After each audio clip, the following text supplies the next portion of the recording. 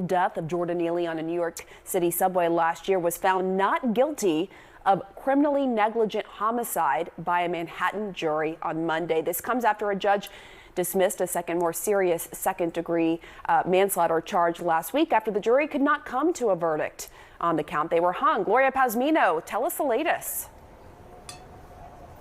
Well, we are getting a live reaction right from inside that courtroom. My colleague Lauren Del Valle has been sitting there as the verdict was read. A not guilty, visible smiles from Daniel Penny, who has just been acquitted on that second charge, the criminally negligent homicide. At the same time, the father of Jordan Neely, the victim in this case, escorted out of the room after he had an outburst with an expletive inside that courtroom as the verdict was being read. Court officers stepping in to escort Mr. Zachary Carter out of the room. Why are they showing Andrew this, man? Zachary, that's his name, I should say. We are also hearing audible reaction directly in the park behind me. Protesters have been here all morning. And they are now starting to chant loudly in response to this verdict. Today, CNN is so gross. Like, it's just, dude, in the lightest terms, it's just like a straightforward lynching. And CNN is like, remember that lynching that took place? The person who did it, he can now walk free and do it again if he wants to. Just a somber reminder of how things actually work. I wonder if the right-wingers who were chirping about the right-wingers who were chirping about the Luigi guy who shot and killed the CEO, if they have a similar attitude towards protecting life and the sanctity of life with respect to Daniel Penny, who, choked and killed a homeless person. Of course they don't. Because if you're powerless and you get killed, are you asking them not to report on the facts of the situation, though? Really? Is that what you think I'm doing? You think replaying a lynching is actually important enough in this process? You think it takes away? You think me saying like, why are you even showing this footage again? Is actually, that's your takeaway from that? It's the same principle behind like the execution of George Floyd as well. The media consistently kept playing it over and over and over again. I think it's ridiculous. I'm not saying that they shouldn't report on the facts of the matter, but they don't have to be so graphic with the imagery. Oh, so they're going to say that the blue city of New York City let him free means it's even more clear he did nothing wrong, I assume. Today, for the first time in the past 6 weeks since we've been here, Daniel Penny also had some supporters in this crowd, but now we are hearing the chanting. In fact, it was something that his defense attorney tried to declare, ask for a mistrial on this morning because of the presence of loud supporters, which he believed could be heard by the jury inside the courtroom as they were deliberating. They are chanting, "No justice, no peace," which can be heard from inside that courtroom, according to my colleague Lauren Del Valle. So for now, 6 weeks after the fact, Daniel Penny acquitted on the second charge, criminally negligent homicide. Days after this jury initially told this judge that they were hung on the top charge, the manslaughter and the second-degree charge, the most serious of the two. The DA moved to dismiss that charge after the jury said they couldn't come to an agreement, and after the judge agreed to dismiss the charge. CNN didn't show the security footage of the CEO getting shot. They stopped the footage before the first shot was fired. Yeah, I mean, but that's a CEO. That's an important person. That's like an actual human. And not just like any human. That is one of the most important humans. Oh, here, he was taken inside. Let's take a look at the perp walk.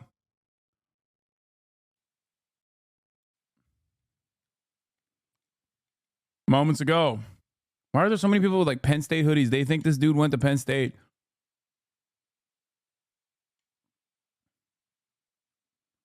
Where is it?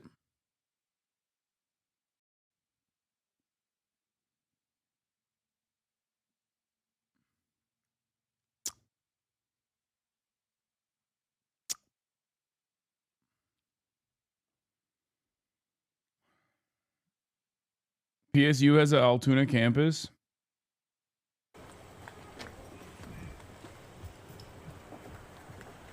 Oh, there it is.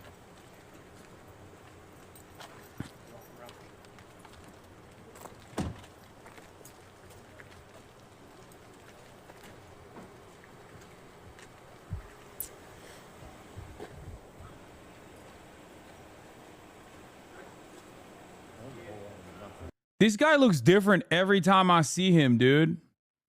What is going on? It's one of those dudes. They got the wrong guy. Let him go. Please release him. Very clearly, broad as day. You can tell that's not him, man. Just let him go. I think you got the wrong guy. It's not him. It's just not him. Yeah. Charge. He instructed the jury to go back into the deliberation room this morning and continue to deliberate. And now, just about an hour and a half after they started deliberating for the day, we are hearing back that verdict. Daniel Penny not guilty of the criminally negligent homicide charge nearly a year after he placed Jordan Neely, a homeless street artist, in a fatal chokehold in a New York City subway. Yeah, I mean, I have to say it's worth just reemphasizing. Law tip: New York's Defense of Others statute gives a person the authority to use physical force, and even in some other cases, deadly physical force to protect themselves and also to protect others from physical assault. There was ample testimony that witnesses feared imminent bodily harm. All this fear needs to be as reasonable under the circumstances, which it seemingly was. That's why he was acquitted. Yeah, I still think it's a terrifying precedent that it is setting, because ultimately, reasonable fear in this circumstance is like any black person that is homeless, that is having a mental health episode, is now,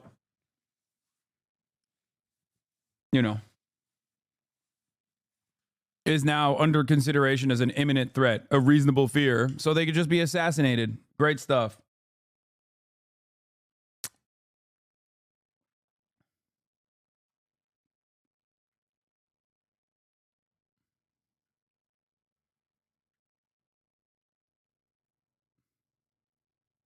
Anyway.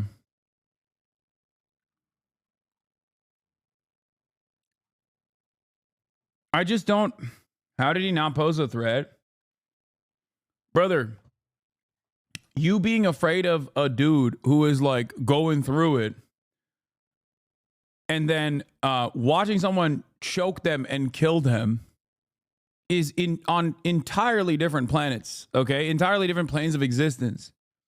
Like, the conversation here isn't literally, oh no, let him like threaten someone or let him terrify someone. Okay, that's not the point I'm making at all. A lot of people will look at that and go, well, Hasan, seems like you just want people to smoke crack on the subway.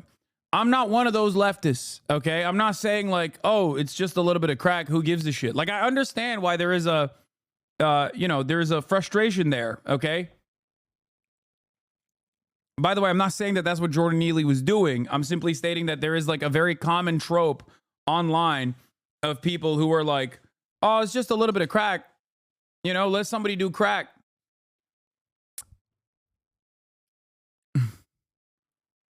So if the shooter put the CEOs in chokeholds, he would get away with it? No. Because while the CEO in that circumstance has a lot more kills under his belt,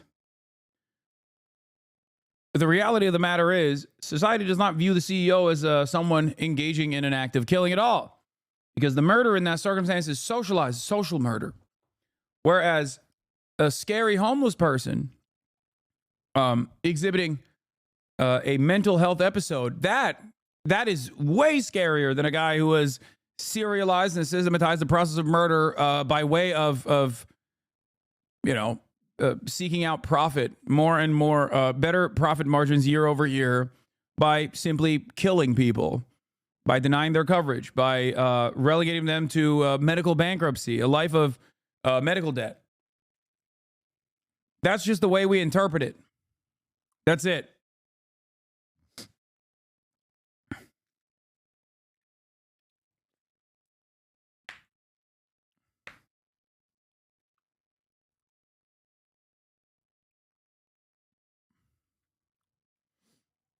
Anyway. Yeah, the drug addict is not seen as a not human, and therefore it is not murder, it's purification and cleansing. Yeah. That is the unfortunate reality of the way that we interpret homeless people in this country. Homeless people automatically considered drug addicts. You know, whether they are or not doesn't matter. They're automatically seen as criminals. Whether they are or not doesn't matter. That's just the way that we interpret homeless people, as an aberration that must be excised violently. And in this circumstance, Daniel Penny did just that, and he was not punished for that. This means that our legal system will show, even in a place as blue as New York City, that, yeah, if you kill a homeless person that is like very clearly exhibiting mental health crisis, there is no mechanism of apprehension there that is more meaningful, trying to engage in de-escalation or trying to even examine why this person got to this point that they're in. Jordan Neely specifically got to this point that they're in. No, it's the attitude that we have is basically, no, you just gotta kill him. You gotta remove him. You gotta cleanse this area. You know?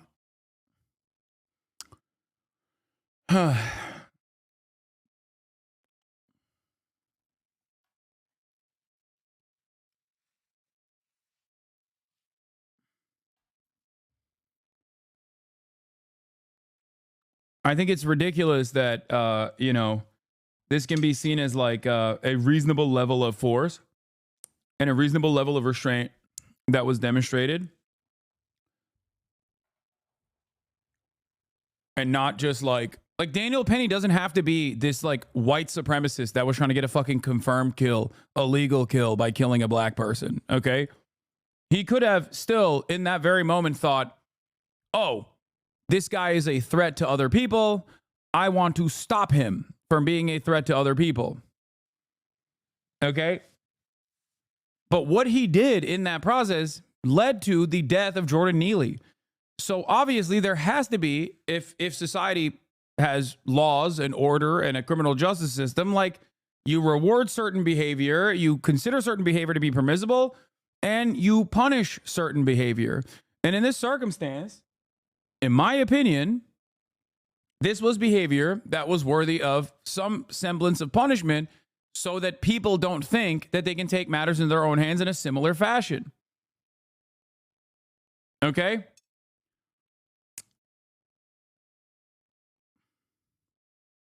Emphasizing the fact that this was a hung jury on the most serious charge, the second-degree manslaughter, and that was dismissed last week. And the jury of 12 coming out today and acquitting him of the lesser charge of criminally negligent homicide. Have we heard from Daniel Penny's team?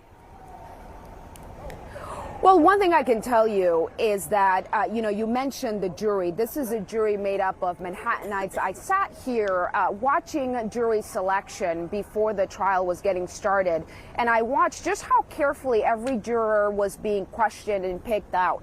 These are people who live here in Manhattan. They ride the subway nearly every day. Many of them talked about the fact that they had witnessed outbursts on the subway.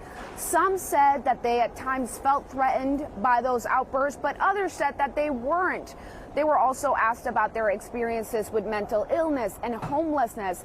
And what I think all of that encapsulates and really just paints a picture about the state of New York City and many of the... Before people yell at me, I need you to understand something.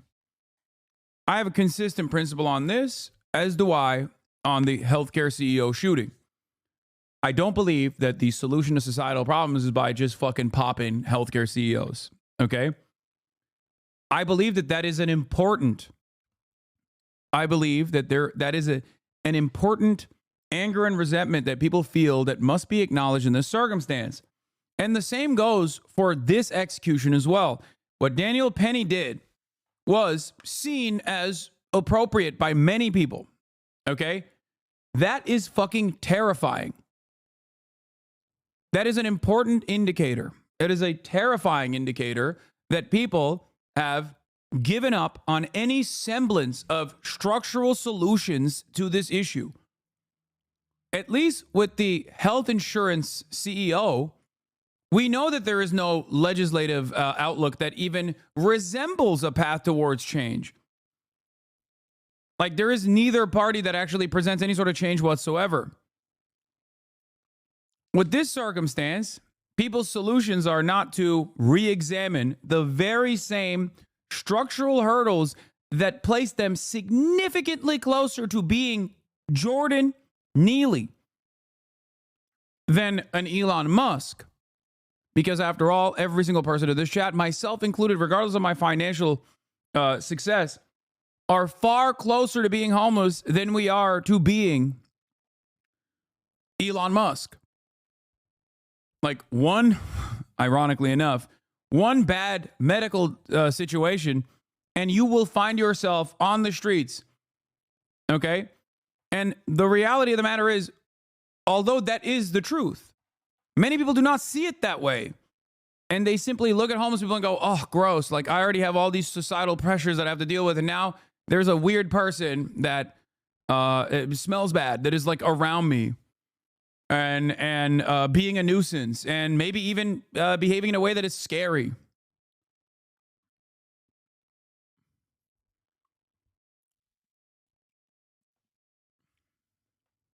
So how will that person be dealt with?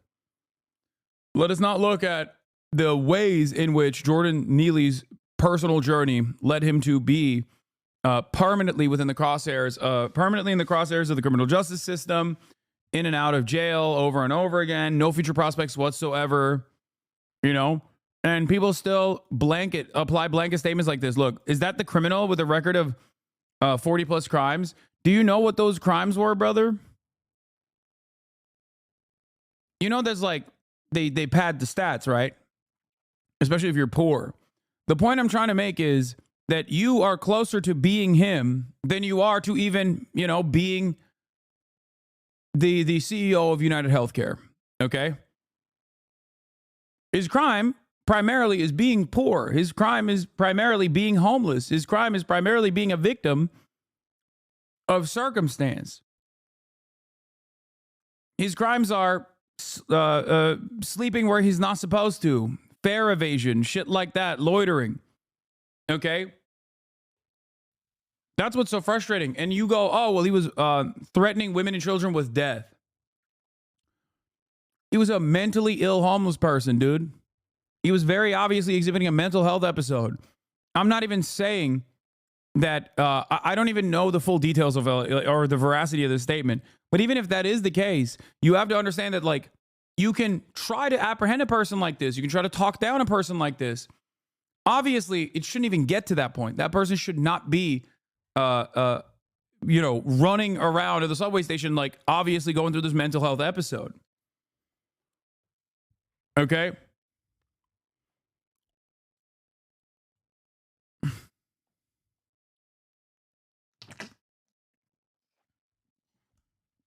The issue is, there's two ways to fix this problem. You either fucking randomly task people with the goal of going out and just executing people like Jordan Neely in the crowded subway carts. Okay? You either do that and you basically democratize this process and everyone takes matters in their own hands. Or you recognize that these people are victims of circumstance and try to solve it, and try to also ensure that there aren't more new homeless people being created every single day because they get priced out of the housing market.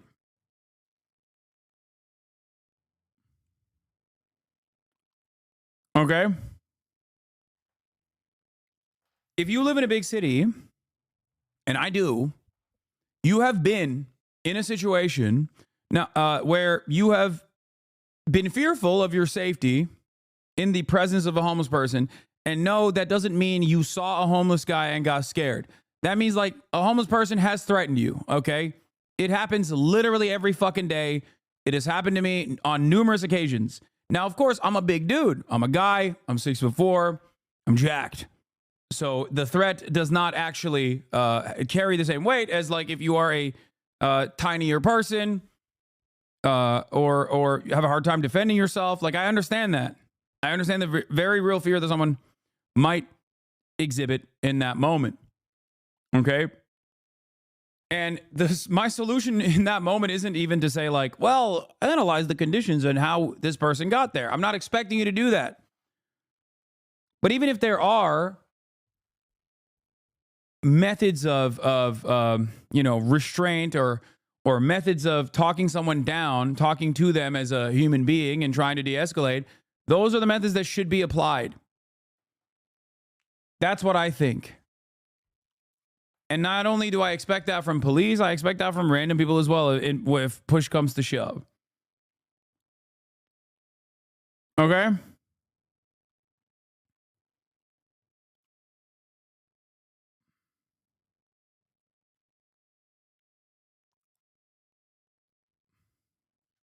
Issues that the city is grappling with, mentally ill people, homelessness, public safety, and the perception of public safety, especially in the city's subways. This was something that was really happening a lot at the time of the incident, and people continue to be concerned about.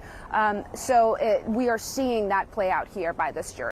If we would be allowed to kill people who threaten us with death, League of Legends would be empty. I know. It is kind of funny that people come to me and they're like, well, he's threatening death. What should people do? I don't know, man. As someone who I promise you receives way more death threats, credible death threats than you do on a daily fucking basis, you do what I do, okay? You live your goddamn life. Shut the fuck up. This doesn't mean it's appropriate, okay? But you're not... I don't know why people just... You always think your solutions will be more effective over the communities you claim to advocate for is too respectable or generous at times than others. The takes are wrong, but your audience isn't educated enough to correct you. His crime was being black as well. You don't think race is an issue... What? His crime was being black as well, but you don't think race issues are real enough to be a primary source of issue that needs to be solved?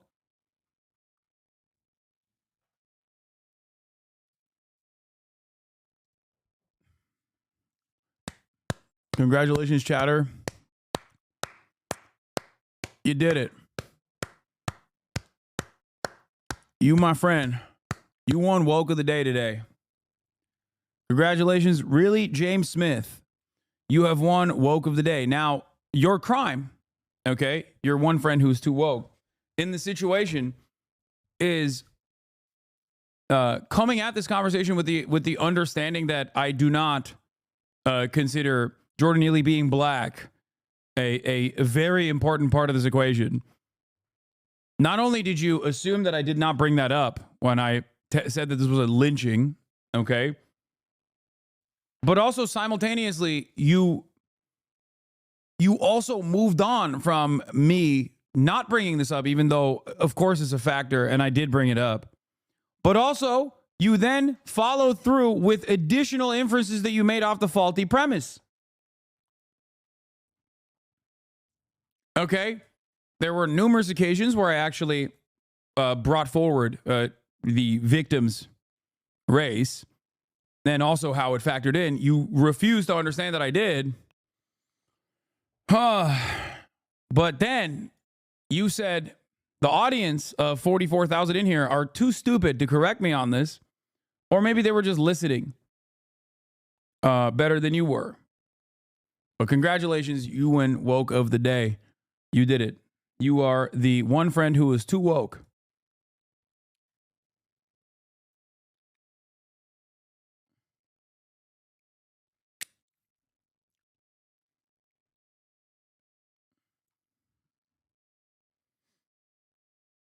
Anyway. All right, Gloria, thank you so much. I want to go to Joey Jackson now for some legal analysis. Joey, are you surprised by this? What's your reaction? Yeah, Pamela, I'm not surprised by it. Certainly, we saw just last week that they were hung up on the reckless charge. That was the manslaughter charge that carried the 15 years. And I think that there were concerns as to why they were hung up. I think when you look at this, what does it tell us? criminally negligent homicide means. It means that the jury would conclude that he was negligent. That is, that he failed to perceive the risk that his activities could cause the death of Jordan Neely. However, I think that there are two issues that you look at that are critical. Number one, was it self-defense? Certainly, that's what the defense argued, that he, that is Jordan Neely, represented an immediate threat, and as a result of representing that immediate threat of death or serious physical injury, that restraining him in the way that he did was reasonable and appropriate. And so that was the one issue. I think the second issue was the dealing with causation. What does causation mean? It means that the prosecution had to establish that he caused, that is the defendant in this case, Mr. Perry, the death of Jordan Neely. And there was really dispute on the medical evidence. On the one hand, you had the prosecutor's medical examiner saying, in fact, it was the chokehold that caused it. On the other hand, you had the defense saying a number of things. Number one, that there wasn't sufficient pressure applied such that it could be the chokehold. Number two, that schizophrenia diagnosis, that the issue with the synthetic marijuana, et cetera, caused it. So I think there were plenty of issues for the jury to conclude that just beyond a reasonable doubt, either A, it was self-defense, and B, that he wasn't the cause. So those were two good reasons as to why they could acquit, and that's exactly what they did. We need some black. I don't understand, because, like, didn't he choke him for 5 minutes straight? And he died. Like, how come every time a black person gets choked to death, it's always, every time a black person gets choked to death, the media's like, well, you know, there was drugs in his system. Like, what the fuck? People do drugs all the time. What are we talking about?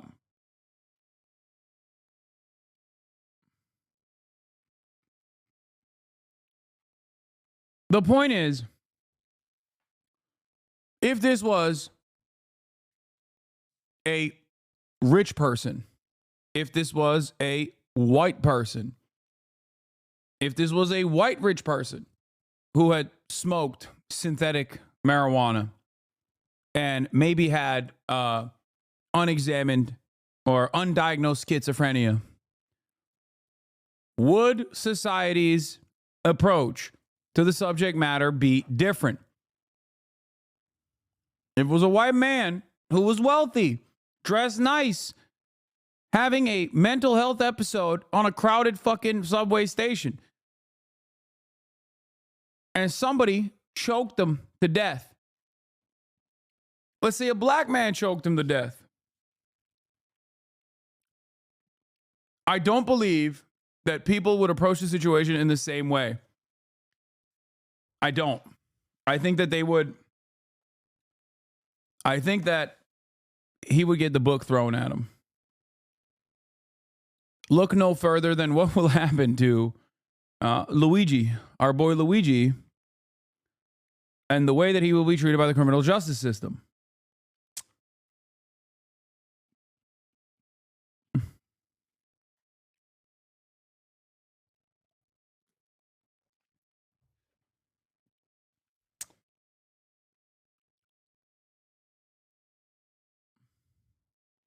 You can be driven into homelessness by someone like Brian Thompson, then legally murdered by someone like Daniel Penny, while the money that could have saved you is spent on murdering children in Gaza. This is Sol Khan.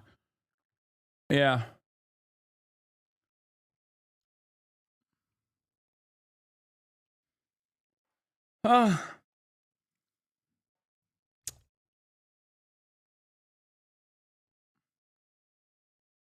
The Waffle House shooter was literally a wealthy white, vape pot smoking, undiagnosed schizophrenic. I knew him as a teenager. He lived to see a trial. Yeah.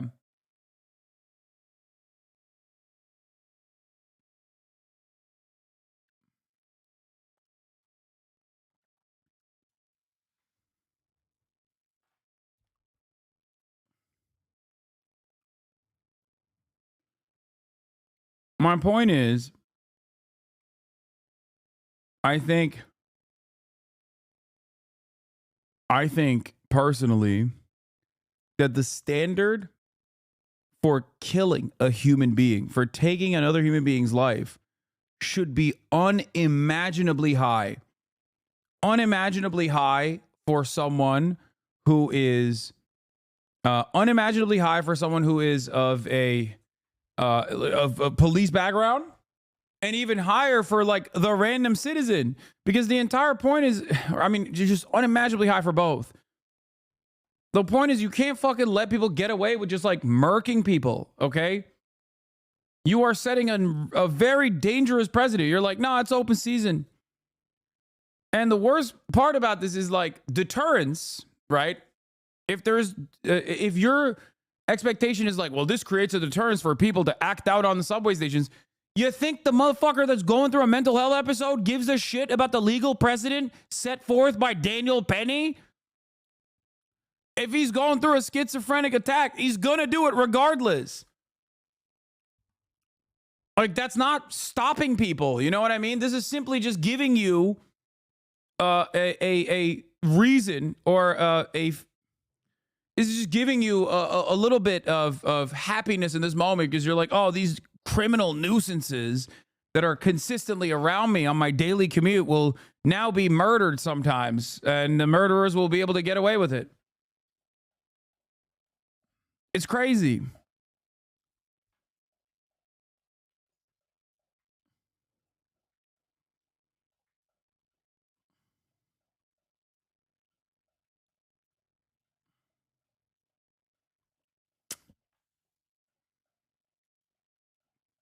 And then you have this guy, and I think this guy is also like, he's like a charlatan, right? This Hawk Newsom guy. Am I crazy? I feel like BLM is so, like, BLM as a institution is so fucking, so unimaginably busted.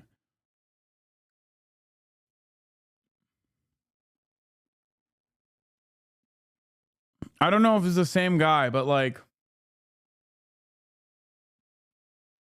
guys, stop making jokes about Hawk Tua.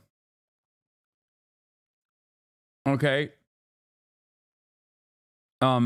It's just at this point in 2024, whenever I see someone who is like an organizer of Black Lives Matter openly say that they're an organizer of Black Lives Matter, it's almost always some dude who is like going to say some unhinged shit.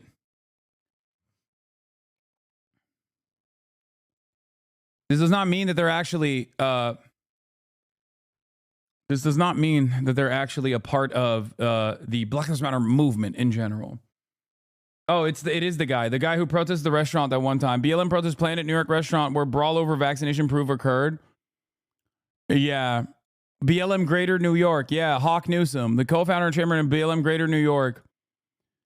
Yeah, they're I think these guys are I don't think these guys are valid. Okay?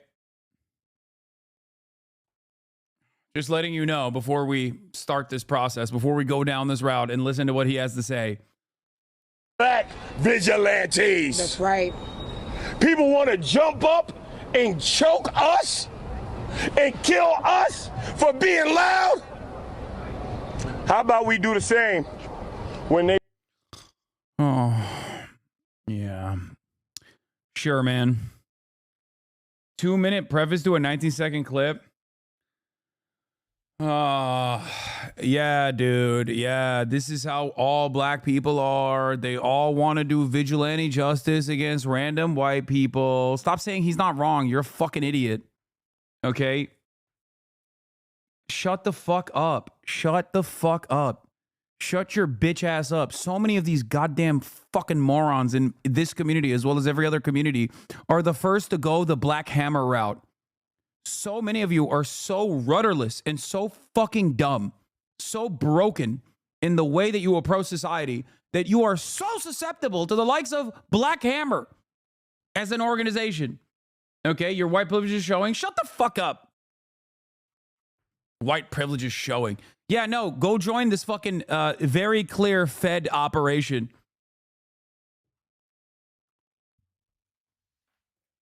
God, I hate some of you motherfuckers so bad. You're so quick. You're so quick to just like grab onto the fucking bait.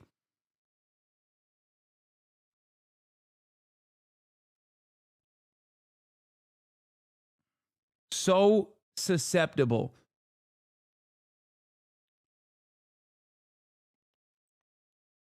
ban this one. Black people have always been killed this way in this country. Has never stopped. You shut up. You are not black or connected to us to understand. Here, take a ban. All right. Woke of the day. You got it. No, go ahead, guys. Go ahead.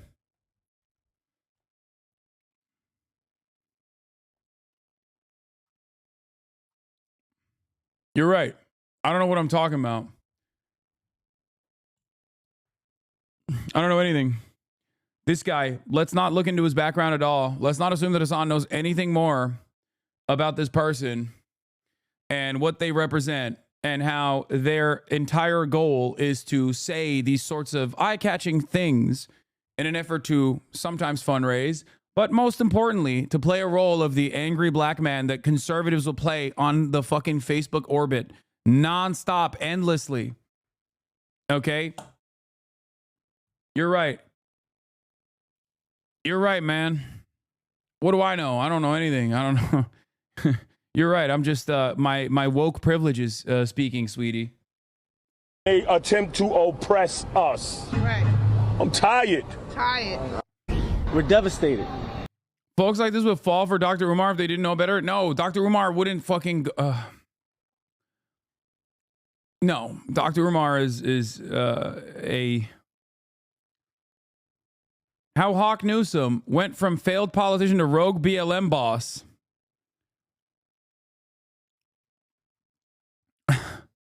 Hawk Newsom, the activist who threatened bloodshed after a sit-down with Mayor-elect Eric Adams earlier this week, is a rogue militant and failed politician who likes to wear a bulletproof vest and chew on a fast cigar as he strolls through his Bronx neighborhood. Newsom's incendiary statements and criticism of the national Black Lives Matter movement have earned him international headlines, but also made him a pariah among leaders of the civil rights cause. And the IRS yanked his group's charitable status for failing to file financial reports, the Post has learned. Oh, wow. That's crazy. On Wednesday, when Adams, a former New York PD captain, Eric Adams, vowed to bring back the force's controversial anti-crime unit, which was disbanded after widespread anti-police protests last year, Newsom, 44, threatened total anarchy. There will be riots, he said, outside the Borough Hall in Brooklyn after their closed-door discussions. There will be fire and there will be bloodshed. Now, did that happen? No, of course it didn't fucking happen. Why did he say this? Not because he's a fucking organizer, but because he has a failed charity that he's using to make it, to enrich himself. And his entire purpose is a singular one, okay? His entire goal is to go out and say these insightful things, okay? With the hopes that he gets coverage from these right-wing dish rags like the New York Post that will then present black people that are community organizers actually tasked with dealing with gun violence in their neighborhoods or police brutality in their neighborhoods as the same as him. Someone with no interest in real solutions and instead someone who is, inciting violence. I didn't mean insightful. I said like incite, not like insight. I don't know how to describe it. It's not S-I-G-H-T. It's C-I-T-E. Incitement. Okay? Incisive. Whatever. It doesn't matter. Incendiary. Yeah. Newsom followed up with the threats of the social media post on Thursday while waiting for a flight at JFK Airport. Mayor-elect Adams want to bring back the NYPD anti-crime unit that murdered Sean Bell, Amadou Diallo, and Eric Garner. Newsom said in the post with his 29,000 Instagram followers, referring to some New York City victims of police violence. We can't let that slide. You and I both know we are up against an evil and violent system. The imposing former paralegal for the Bronx DA, who stands more than 6'6" tall and weighs 250 pounds, now runs a political consulting company with his younger sister, Shavonna Newsom. In 2016, the two also founded New York Black Lives Matter, Inc., a charity which lists his address as a Bronx apartment. The nonprofit had its charitable status revoked 2 years ago after it failed to file financial reports to the IRS over 3 consecutive years, public records show. But the group continues to seek donations on its website, instructing visitors to donate through the one-time payments or monthly sums using PayPal or debit cards. The group sells sweatshirts with the BLM New York logo, and Donald Trump is a white supremacist, noting that buying them is the best way to support our organization. Newsom, whose birth name is Walter, has never been a member of the Black Lives Matter Global Network, the national arm of the movement, which has no time for his brand of self-style leadership. Also, the Black Lives Matter Global Network is not great either, but that's a totally separate point. Oh my God. Meanwhile, Newsom has rallied against the Global Network's leadership, blasting former co-founder Patrice Khan-Cullors after the Post revealed in April she went on a real estate shopping spree, snagging 4 high-end incomes in the U.S., high-end homes in the U.S. for $3.2 million. If you go around calling yourself a socialist, you have to ask how much of our own personal money is going to charitable causes, he told the Post. It's literally 2 grifters, both using Black Lives Matter to benefit their own personal to benefit their own personal coffers. Okay?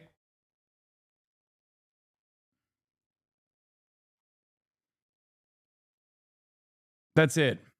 They're both grifters. Newsom, a high school dropout who has spoken openly about his battles with alcoholism, domestic abuse, and anger issues, managed to obtain his GED and attended Concordia College in Bronxville before completing his law degree in Touro College. He's the father of William, a teenager who lives with him, and has a 4-year-old daughter, Asada. We don't want white people coming in and raising our rents, he told the Post last year about the neighborhood near Yankee Stadium in South Bronx. You can't be a supporter of black people if you come gentrify the neighborhood. Stay the fuck out of our community. Newsom has worked as a community organizer in the Bronx and ran for a city council seat in the borough in 2013. He managed only 3% of the vote in the race, losing to Vanessa Gibson, the current city council member for West Bronx. His sister lost her own bid for the 15th congressional district in the 2020 primary. After Newsom's own loss at the polls, he changed his name to Hawk and began protesting against the police after the acquittal of George Zimmerman in the shooting death of Trayvon Martin in Florida in 2013. He said it was Garner's July 2014 death, which led the NYPD officer Daniel Pantaleo's expulsion from the force that compelled him to become a full-time activist. After his death, we marched. He wrote an opinion piece for USA Today in 2019. When a grand jury decided to not indict Officer Daniel Pantaleo, we marched. For the countless other black men and women who have died at the hands of police and have received no justice, mothers, fathers, sons, daughters, we have marched. We still march and we still see no justice.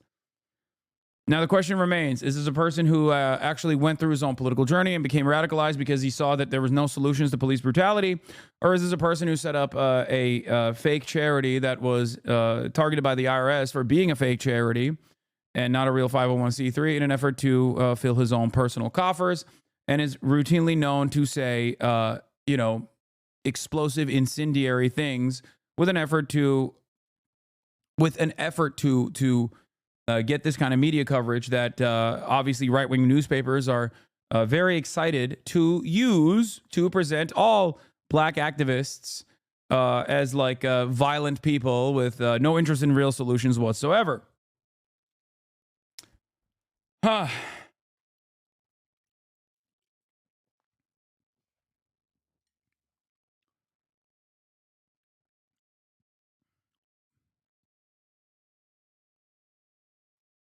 That's it.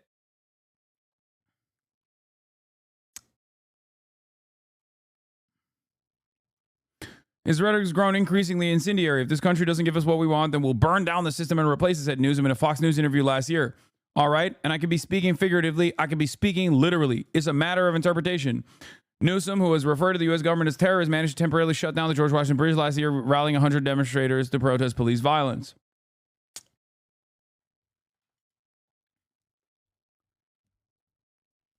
Unless he's a Fed, there's a chance he saw himself as a genuine activist and justified the grifting behavior to himself. Yeah.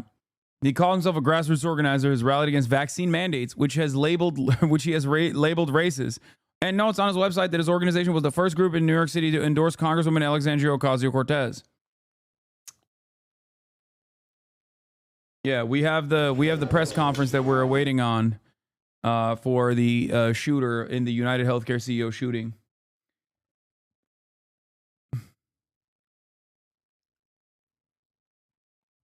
Do you guys now understand? Hey, do you now understand why my immediate reaction to that guy, knowing his background, knowing what he had done before, like this protest where he planned at a New York restaurant, claiming that vaccine mandates were racist? Do you understand why I immediately said, oh, I know who this person is. I know what he does. And some of you still very clearly were so motivated to jump on board. Sometimes people can say things that you agree with, okay? Sometimes people can say things you agree with. Maybe you're emotional. Maybe you're passionate, okay? And they say shit that you might immediately agree with. Just because someone is saying those things should not immediately cause you to go, no, this guy is woke and you're actually stupid and maybe secretly a white supremacist for not agreeing with his message. Okay? There's a difference. There are plenty of people who say radical things or represent a radical, dare I say, revolutionary politics that I actually appreciate. Okay? And defend regularly. Then there are people who engage in reactionary and, dare I say, ridiculous statements.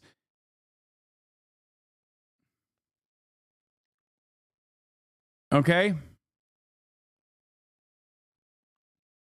That's why he is so, he's so quick to say this stuff in front of fucking Fox News and mainstream media. Upset, angry, hurt. Over and over again, we keep coming to the system, asking the system to let us know that our lives have value. Just like everybody else has vigilantes, we need some black vigilantes. That's right. People want to jump up and choke us and kill us for being loud. How about we do the same? That was a lawyer for Jordan Neely's family, followed by a founder of Black Lives Matter New York. Breaking today, a jury has found retired Marine Daniel Penny not guilty of negligent homicide in the death of Neely on a New York City subway last year. Judge Janine Pirro has jumped in the chair for us to react. Co-host of The Five. Judge, welcome. You have been on every minute of this trial. Yeah. What are your initial thoughts and reaction? Well, my initial thoughts were when they said that they had a verdict, I said, oh my gosh, this is... Altoona wept. Thank you for the 5 community to give the subs.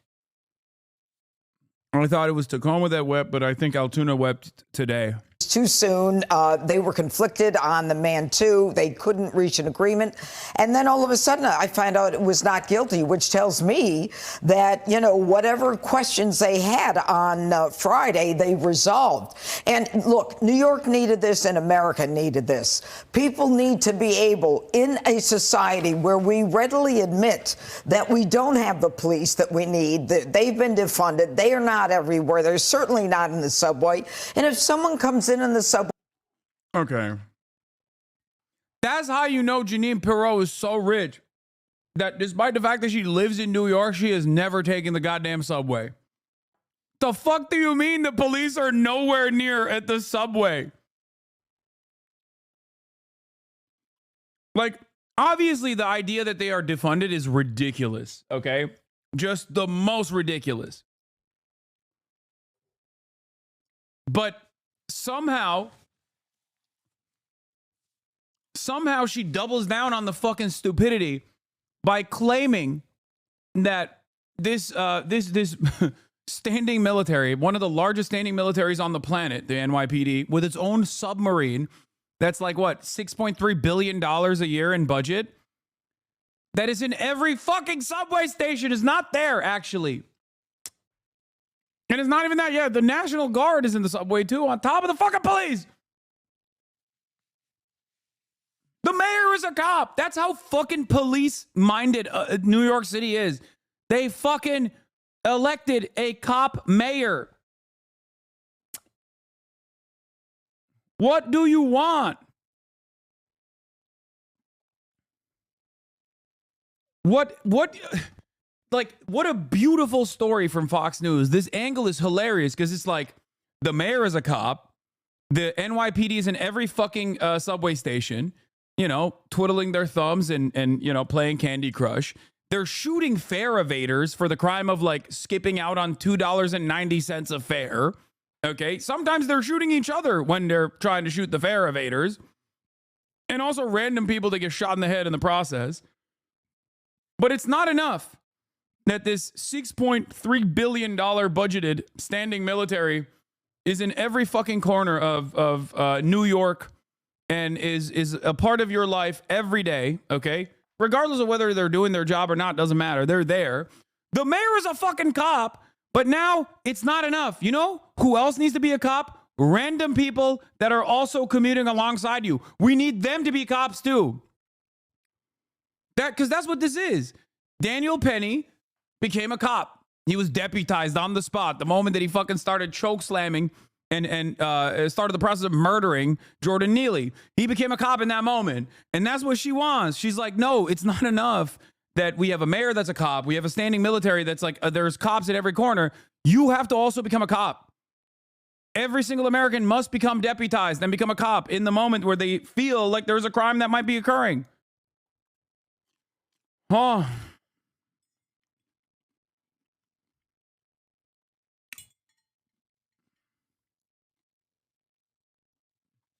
I just got a full page Twitch warning. What do you mean? I assume Fox News was filmed and broadcasted from Florida. Is that not true? No. They do have Florida vibes, but they are definitely in New York City. And says, I'm going to kill an MF today, and I don't care if I go to jail for the rest of my life. And people are so petrified that they feel like they're going to pass out, or they hide their head, or a woman takes a carriage to bring her baby closer to her. You hope that you've got Danny Penny on that subway car to protect you. And, you know, I'm really outraged at these people who are saying, we need someone back. How about we do some vigilantism? You know what? Where were you when Jordan Neely was on the list of 50 of the most needy, homeless, and mentally ill people in New York City, a city of 8 million people? This guy had open warrants for assaulting people on the subway. He had 42 arrests in 7 years. Where were you? And let's not kid ourselves. The guy was 30 years old. He was 6'2". He was taller than Danny Penny. He was crouched, threatening to kill on a moving, locked subway car underground. What are you supposed to do? Just let him attack people? Yeah. And in the end, Danny Penny did not believe that he had used deadly physical force. He held him until the police came. I think, like, well, first of all, I mean, he died. So what? Like, that's the part that's like really frustrating. And yes, as I said before, a lot of his arrests stem from subway fraud, which is literally just fare evasion. So that's why 42 plus is like ridiculous. There are some assaults in there too, but I like that she turned back at the Hawk guy, okay, and was like, "Where were you when Jordan Neely was scaring people? Like, you should do vigilante justice to him yourself." Again, not the solution to the problem at all. Okay. Oh my God. Yeah, he just held him. He just held his hand and he just fucking seemed to die. Is a wild way to look at this. Perhaps that's why this is so important. This is a Black Lives Matter activist slamming the white jury in this Penny case, and I want to get your thoughts on it. Forgive me for being jaded and cynical, but once we saw those non-white jurors, we knew that this case was over. Luckily for Daniel Penny, his skin was not like Jordan's. These wonderful white people, I hope they celebrate their Christmas while the Neely family is praying and asking God for comfort.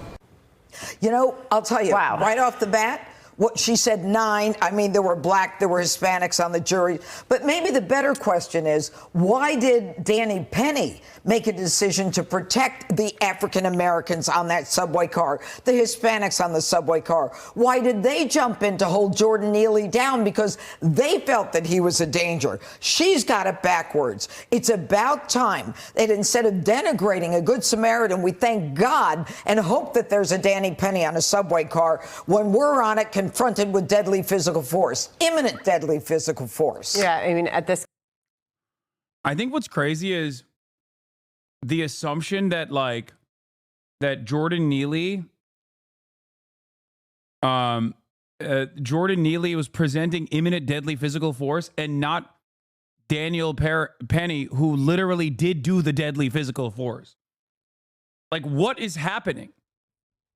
Thank goodness the killer of a poor schizophrenic black man is free and the killer of a wealthy white death merchant is in custody. Yeah, it's interesting who gets to be a hero is right. David is right.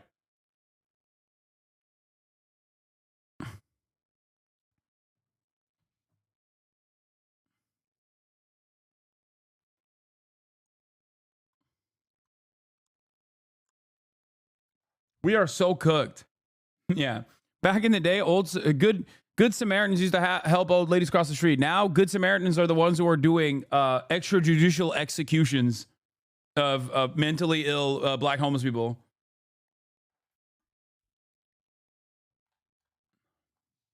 Good stuff.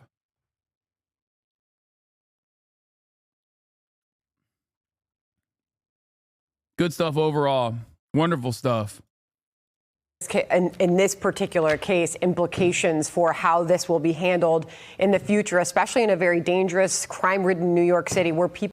One of the most annoying aspects of any kind of commentary that I engage in is when people immediately misunderstand my position, especially on this issue, where people will come to me and say, Hasan, you don't think black people can do any wrong? Oh, you think that black people should be able to get, a free slate to do crimes or whatever, which is immediately racist as fuck. Okay. You're just a ridiculous person. I want solutions. I want real solutions, long lasting solutions.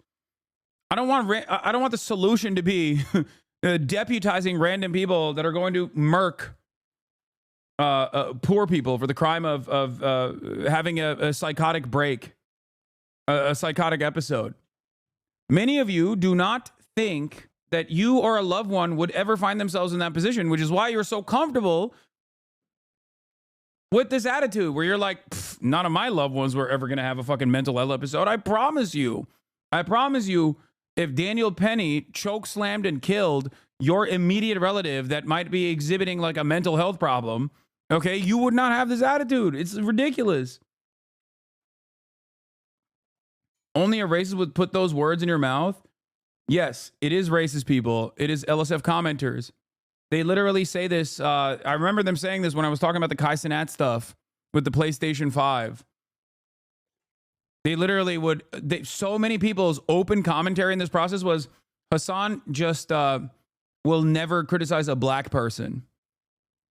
Okay? Like that isn't real political commentary. You're just a fucking white supremacist. You know what I mean?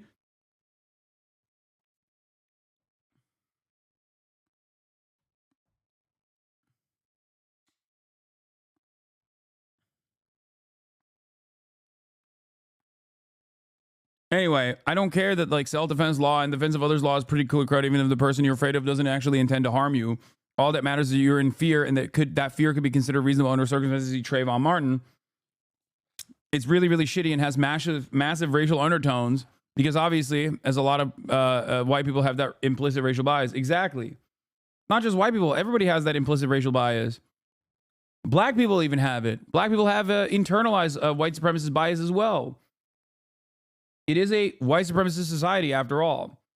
So that is a very clear-cut outcome that in that circumstance, black people are disproportionately going to be punished by this.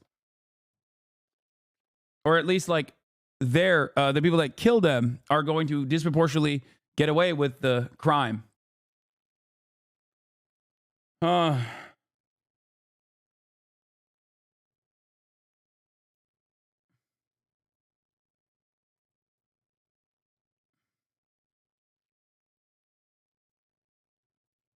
Can I just say something that is never brought up in any circumstance? As a brown woman, I feel exponentially less safe in the presence of white men than I do with any other demographic. And this constant emphasis that white men are these patriarchal protectors doing this violence out of their need to be patriarchs is mind-boggling to me.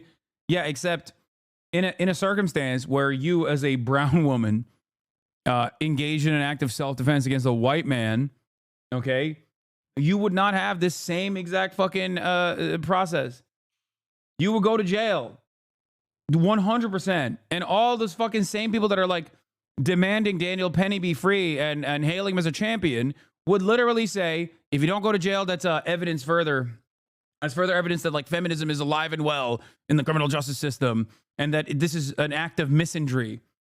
Once again, anti-male sentiment is completely out of control. Black victims of people who plead self-defense are less likely to see justice. Yes.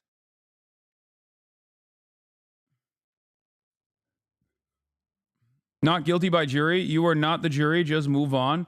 You're right. I should never do political commentary on any given issue unless I'm directly involved in the legal process. That's cool. I'm done now. Going forward, this is no longer a political commentary channel. Thank you for that brilliant insight, my good friend.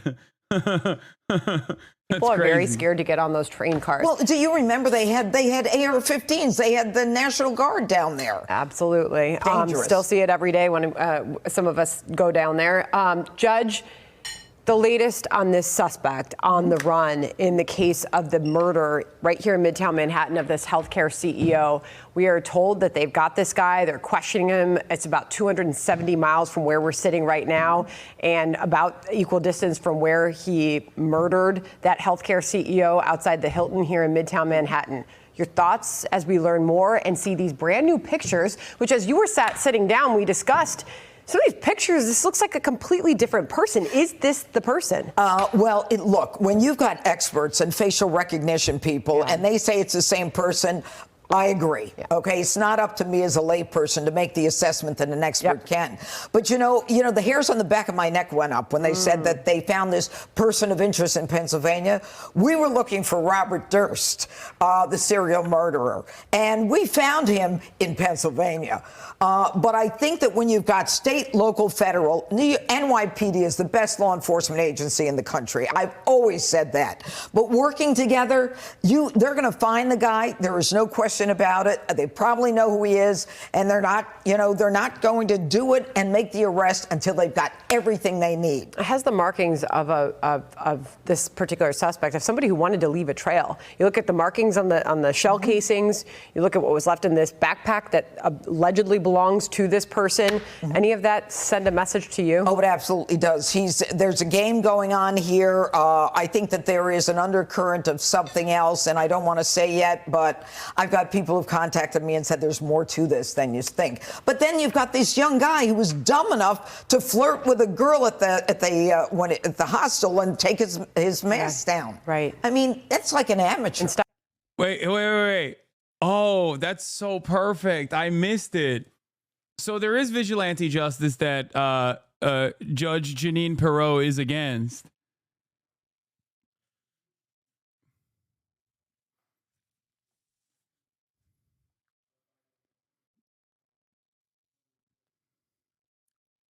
Or is she also defending this guy as well?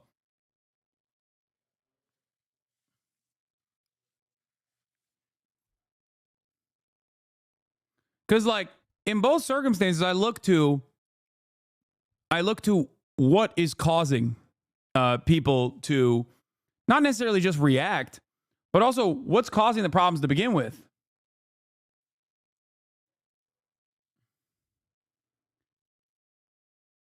You know what I mean? Like, I don't think this is a solution to America's healthcare problems, okay? Even though for a brief moment it did seem like a solution, at least with Blue Cross Blue Shield coming out and reversing their decision to limit how much anesthesia they'll cover. That was a very quick turnaround on that. They released the decision that they were no longer going to cover anesthesia beyond a certain point, and then this happened, and then the next day they were like, just kidding. Who said that? What? Not me. Not I. I would never. You can take as much anesthesia as you want, kings, okay? You can go under for days. I will protect you.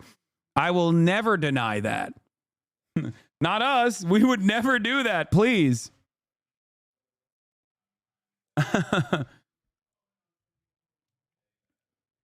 You know?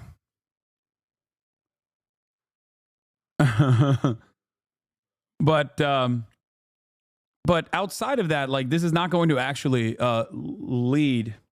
Like, this kind of action is not going to lead to long-standing changes.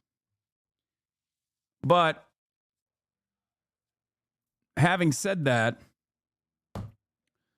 however, yeah, now that the killer is packed up, they might go back to that. Now that the killer is packed up, they're like, oh, thank God, never mind. He's no longer at large. Actually, we're back. We're back on that anesthesia thing. Actually, now that there is no imminent threat to the safety of our CEOs or